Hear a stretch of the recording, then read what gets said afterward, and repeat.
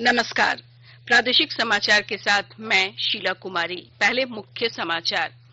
प्रधानमंत्री नरेंद्र मोदी आज वर्चुअल माध्यम से 12वें ब्रिक्स शिखर सम्मेलन में शामिल होंगे। विषय है वैश्विक स्थिरता, साझा सुरक्षा और सतत विकास। कोविड काल में छठ महापर्व पर राज्य सरकार के जारी गाइडलाइन पर राजनीतिक दलों के साथ विभिन्न संगठनों ने पुनर्विचार का किया आग्रह, लोक आस्था का दिया हवाला। राज्य में कोरोना संक्रमण से अब तक 1,02,548 लोग स्वस्थ हुए। 24 घंटे में 360 लोगों को अस्पताल से मिली छुट्टी। और पेंशनधारियों को डिजिटल जीवन प्रमाण पत्र जमा कराने के लिए कर्मचारी भविष्य निधि संगठन ने दिए कई विकल्प। उमंग ऐप पर भी दे सकते हैं जीवन प्रमाण पत्र। अब समाचार विस्तार से। कोविड-19 महामारी के खिलाफ देश एकजुट होकर लड़ रहा है। आप भी हमारे साथ सुरक्षा और बचाव के 3 आसान एहतियाती उपायों का संकल्प लें। मास्क पहनें, 2 गज की दूरी है जरूरी, सुरक्षित दूरी बनाए रखें, हाथ और मुंह साफ रखें। प्रधानमंत्री नरेंद्र मोदी आज 12वें ब्रिक्स शिखर सम्मेलन में शामिल होंगे। सम्मेलन की मेजबानी रूस कर रहा है। वर्चुअल तरीके से आयोजित शिखर सम्मेलन का विषय है वैश्विक स्थिरता, साझा सुरक्षा और सतत विकास। ब्रिक्स की 12वीं शिखर बैठक के दौरान बहुपक्षीय प्रणाली के सुधार सहित वैश्विक संदर्भ में अंतर्ब्रिक्स सहयोग और अन्य प्रमुख मुद्दों पर चर्चा की जाएगी। वर्तमान समय में कोविड-19 महामारी के प्रभाव को कम करने के उपायों पर भी विचार विमर्श होगा। आतंकवाद का मुकाबला, व्यापार, स्वास्थ्य, ऊर्जा तथा लोगों के आपसी आदान प्रदान जैसे विषयों पर आपसी सहयोग के बारे में चर्चा की जाएगी। भारत ब्रिक्स देशों के संगठन की अध्यक्षता करेगा और अगले वर्ष 13वें ब्रिक्स शिखर सम्मेलन की मेजबानी करेगा। वस्तु और सेवाकर जीएसटी परिषद की विधि समिति की कल अति आवश्यक बैठक बुलाई गई है, जिसमें अप्रत्यक्ष कर प्रणाली के तहत इनपुट टैक्स की उधारी के लिए फर्जी बिल जमा करने के मुद्दे पर विस्तार से चर्चा की जाएगी। बैठक में जीएसटी पंजीकरण प्रक्रिया को सख्त बनाने और फर्जी बिलों पर रोक लगाने के लिए जीएसटी कानून में आवश्यक संशोधन तथा अन्य कानूनी उपायों पर भी चर्चा की जाएगी। ये बैठक जीएसटी के फर्जी बिलों की धोखाधड़ी के खिलाफ राष्ट्रव्यापी अभियान के तहत बुलाई गई है। जीएसटी खुफिया महानिदेशालय ने पिछले 4 दिनों में फर्जी बिलों के मामले में 25 लोगों को गिरफ्तार किया है और धोखाधड़ी में शामिल 1,180 कारोबारों की पहचान की है तथा 350 मामले दर्ज किए हैं। नागरिक उड्डयन मंत्रालय और नागरिक उड्डयन महानिदेशालय ने अंतर्राष्ट्रीय फसल अनुसंधान संस्थान को कृषि शोध गतिविधियों के लिए ड्रोन की तैनाती की सशर्त अनुमति दे दी है। उड्डयन मंत्रालय के संयुक्त सचिव अंबर दुबे ने कहा है कि कृषि क्षेत्र में विशेषकर उर्वरक कृषि, टिड्डी नियंत्रण और फसल पैदावार में सुधार के लिए ड्रोन की महत्वपूर्ण भूमिका होगी। उन्होंने कहा कि सरकार देश के 6,60,000 से अधिक गांवों के लिए कम लागत पर ड्रोन उपयोगों को देखने के लिए युवा उद्यमियों और शोधकर्ताओं को प्रोत्साहित कर रही है। भारत बायोटेक ने कोविड-19 के टीके कोवैक्सीन का तीसरा परीक्षण शुरू करने की घोषणा की है। भारतीय आयुर्विज्ञान अनुसंधान परिषद की भागीदारी से किया जाने वाला ये परीक्षण 26,000 वॉलेंटियर पर किया जाएगा। ये भारत में कोविड के टीके के लिए किया जाने वाला सबसे बड़ा क्लिनिकल परीक्षण है। इस परीक्षण को www.ctri.nic.in पर पंजीकृत किया गया है। भारत के औषध महानियंत्रक ने इसे स्वीकृति दे दी है। कोवैक्सीन के पहले और दूसरे क्लिनिकल परीक्षण में 1000 विषयों का विश्लेषण किया गया था। भारत बायोटेक, भारतीय आयुर्विज्ञान अनुसंधान परिषद और राष्ट्रीय वायरोलॉजी संस्थान के सहयोग से कोवैक्सीन टीका बना रही है। साहिबगंज में जिला प्रशासन द्वारा कोविड टेस्ट की गति बढ़ाने का प्रयास किया जा रहा है। उपायुक्त ने सभी सामुदायिक स्वास्थ्य केंद्रों को ट्रूनेट मशीन से 30 स्लॉट में न्यूनतम 300 कोविड टेस्ट का लक्ष्य प्राप्त करने को कहा है। विस्तृत ब्यौरा दे रहे हैं हमारे साहिबगंज संवाददाता। साहिबगंज जिले में कोरोना संक्रमण की रफ्तार कम है, परंतु जिला प्रशासन की ओर से सैंपल टेस्ट की गति बढ़ाने का प्रयास चल रहा है। उपायुक्त ने सभी सामुदायिक स्वास्थ्य केंद्रों को ट्रूनेट मशीन से 30 स्लॉट में न्यूनतम 300 कोविड टेस्ट का लक्ष्य प्राप्त करने को कहा है। जिले में अब तक आरटीपीसीआर से 19,658, ट्रूनेट मशीन से 13,550 जबकि रैट से कुल 71,629 सैंपल टेस्ट किया जा चुका है। जिले में कोरोना काल में अब तक 1,04,837 सैंपल की जांच पूरी की जा चुकी है। जिले में लक्ष्य के अनुसार पिछले एक हफ्ते में 48% हिट सैंपल टेस्ट हो पाया है। यही वजह है कि उपायुक्त ने सभी प्रखंडों को हर दिन 40 कोविड टेस्ट करने, भीड़ भाड़ वाले जगहों पर कैंप लगाकर सैंपल जांच करने का निर्देश डीसी ने सभी प्रभारी चिकित्सा पदाधिकारियों को देते हुए कार्यशैली में सुधार लाने को कहा है। धनंजय मिश्र, आकाशवाणी समाचार, साहिबगंज। नदी, तालाबों और अन्य जल स्रोतों पर सार्वजनिक रूप से छठ पूजा पर पाबंदी लगाने से जुड़े राज्य सरकार के गाइडलाइन के बाद प्रदेश में हलचल तेज हो गई है। विभिन्न राजनीतिक दलों और संगठनों के साथ छठ व्रतियों ने भी सरकार से फैसले पर पुनर्विचार करने की मांग की है। झारखंड मुक्ति मोर्चा के केंद्रीय महासचिव विनोद कुमार पांडेय ने कल मुख्यमंत्री से मिलकर सरकारी निर्देश पर पुनर्विचार करने का अनुरोध किया। झारखंड प्रदेश कांग्रेस ने भी छठ से संबंधित निर्णय पर पुनर्विचार का आग्रह किया है। इधर भारतीय जनता पार्टी ने भी राज्य सरकार के निर्णय पर कड़ा विरोध करते हुए इसे वापस लेने की मांग की है। रांची के बिरसा मुंडा एयरपोर्ट पर रनवे की मरम्मत का काम शुरू कर दिया गया है। अगले वर्ष 15 जनवरी तक ये काम चलेगा। इस दौरान सुबह 10 बजे से शाम 6 बजे के बीच जहाज उड़ानें नहीं भर सकेंगी। सभी उड़ानों का शेड्यूल सोमवार से ही लागू कर दिया गया है। सभी जहाज सुबह 6 से 10 बजे तक और शाम 6 से रात 9 बजे के बीच उड़ान भर रही हैं। 15 जनवरी को रनवे की रीकारपेटिंग का काम खत्म हो जाएगा। इसके बाद फ्लाइट का समय पहले की तरह कर दिया जाएगा।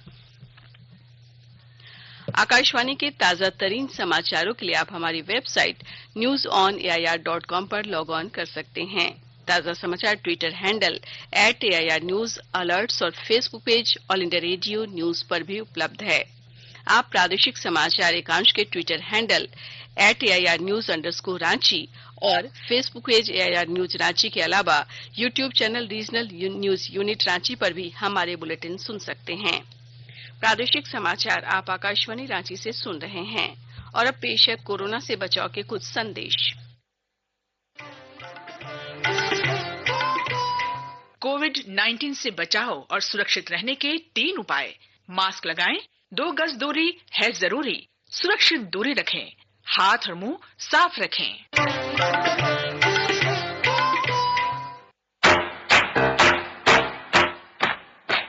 चलो मिलकर एक शुरुआत करें, चलो एक फैसला आज करें, मास्क नहीं तो टोकेंगे, कोरोना को रोकेंगे, चलो एक इरादा करते हैं, चलो कुछ वादा करते हैं, मास्क नहीं तो टोकेंगे, कोरोना को रोकेंगे। भारत सरकार द्वारा जनहित में जारी। पिछले 24 घंटों में राज्य में 166 नए कोरोना संक्रमित मरीजों की पहचान हुई।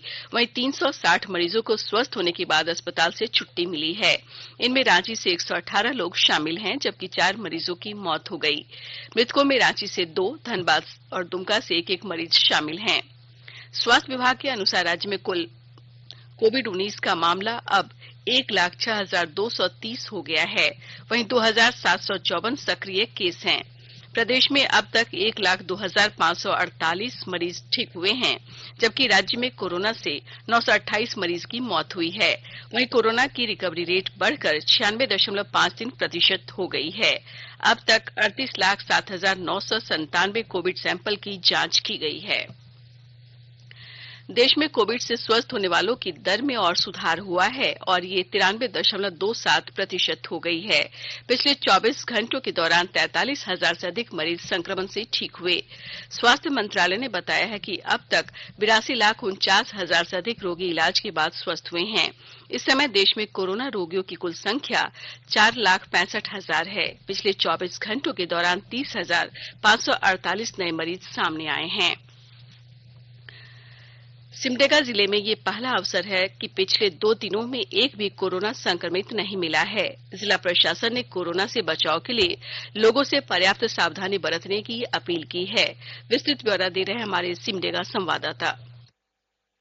कोरोना काल में सिमडेगा जिले में यह पहला अवसर है जब पिछले 2 दिनों से जिले में कोई भी कोरोना संक्रमित नहीं मिला है। सिमडेगा के सदर अस्पताल में पिछले 2 दिनों में लगभग 300 लोगों के सैंपल की जांच की गई। सभी की रिपोर्ट नेगेटिव मिली है। जिलेवासी इसे अच्छा संकेत मान रहे हैं। इधर जिला प्रशासन ने कोरोना से बचाव के लिए पर्याप्त सावधानी बरतते रहने की अपील की है। छठ महापर्व के दौरान भी नदी और तालाबों में सामूहिक रूप से अर्घ्य अर्पण नहीं कर घरों में ही अर्घ्य अर्पण का निर्देश दिया गया है। जिले में अब तक 1937 कोरोना संक्रमित पाए गए हैं, जिनमें से 1900 लोग स्वस्थ हो चुके हैं। 5 लोगों की मौत हुई है, जबकि फिलहाल 32 संक्रमितों का इलाज किया जा रहा है। मनोज कुमार सिन्हा, मनु, आकाशवाणी समाचार, सिमडेगा। कर्मचारी भविष्य निधि संगठन ने कोविड महामारी के कारण ईपीएस पेंशन भोगियों को डिजिटल जीवन प्रमाण पत्र जमा करने की सुविधा उनके आवास पर या उसके निकट मुहैया कराने के लिए कई विकल्प उपलब्ध कराए हैं। इन सभी माध्यमों और एजेंसियों के माध्यम से जमा कराए जाने वाले जीवन प्रमाण पत्र पूरी तरह वैध होंगे। इनके अलावा इसे संगठन के 135 क्षेत्रीय कार्यालयों तथा 117 जिला कार्यालयों, पेंशन वितरक बैंक की शाखाओं, नजदीक के डाकघरों और देश भर में 3,65,000 सामान्य सेवा केंद्रों में भी जमा किया जा सकता है। इसके अलावा उमंग ऐप के जरिए भी डिजिटल जीवन प्रमाण पत्र दिया जा सकता है। हाल में इंडिया पोस्ट पेमेंट बैंक ने पेंशन भोगियों को उनके घर पर डिजिटल प्रमाण पत्र सेवा उपलब्ध कराने की शुरुआत की है। कर्मचारी भविष्य निधि कोष के पेंशन भोगी इस सेवा के लिए सामान्य शुल्क का भुगतान कर ऑनलाइन अनुरोध कर सकते हैं। नजदीक के डाकघर से पोस्टमैन उनके घर जाएगा और डिजिटल जीवन प्रमाण पत्र बनाने की प्रक्रिया पूरी करेगा। नए दिशा निर्देशों के अनुसार संगठन के पेंशन भोगी अब अपनी सुविधा के अनुसार वर्ष के दौरान कभी भी ये प्रमाण पत्र जमा कर सकते हैं। ये 1 साल तक वैध होगा। जिन पेंशन भोगियों को पेंशन पेमेंट ऑर्डर 2020 में जारी किया गया है, उन्हें 1 साल पूरा होने तक जीवन प्रमाण पत्र अपलोड करने की जरूरत नहीं है। और अब संक्षिप्त खबरें।